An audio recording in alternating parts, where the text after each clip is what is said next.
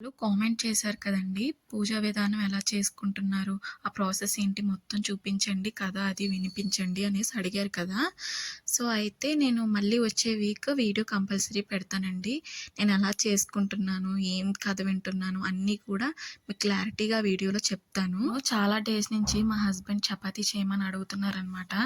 నేను చెయ్యట్లేదు. ఇవాళ ఎలాగన్నా చేద్దాము తను డ్యూటీ నుంచి వచ్చేలోపు అని చెప్పి చపాతీకి ప్రిపరేషన్స్ చేస్తున్నాననమాట. మీలో ఎవరైనా ఉన్నారా? ఇంట్లో డైట్ కోసం అని చెప్పి చపాతీ పిండి, డ్రై ఫ్రూట్స్ ఇవన్నీ తెప్పించేసుకొని పక్కన పెట్టేయడం. నేనైతే ఇవన్నీ తినలేనండి. పచ్చి కాయగూరలు కానీ ఇలాంటి ఫుడ్ అసలు నా వల్ల కాదు. నేనైతే కడుపు నిండా అన్నం తింటాననమాట. నాకు అన్నం పెడితే చాలు ఇంకేం తినను.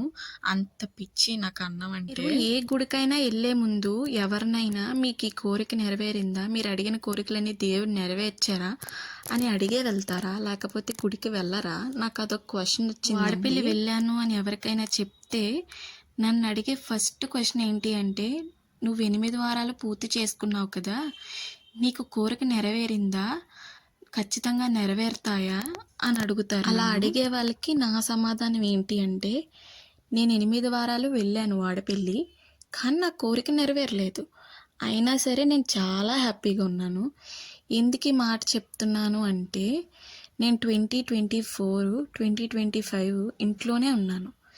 ఇంట్లోనే 4 గోడల మధ్య ఉండి నేను ఇబ్బంది పడుతూ, నా చుట్టూ ఉన్న వాళ్ళని ఇబ్బంది పడుతూ ఎంత నరకం అనుభవించానో నాకే తెలుసు. అలాంటిది నేను వాడపల్లి వెళ్ళిన తర్వాత అక్కడ నేను చాలామందిని కలిశాను. చాలామంది నాకు ఫ్రెండ్స్ అయ్యారు. అలా నేను చాలా హ్యాపీగా ఉన్నాను. అలాగే నా లైఫ్లో నాకేం కావాలో క్లారిటీ ఉండేది కాదు. అలాంటిది ఇప్పుడు నాకు క్లారిటీ ఉంది. నేను ఇప్పుడు 2 కోర్సులు నేర్చుకుంటున్నాను. బయటికి వెళ్తున్నాను. నా హస్బెండ్ని బాగా చూసుకుంటున్నాను. నేను హ్యాపీగా ఉంటున్నాను.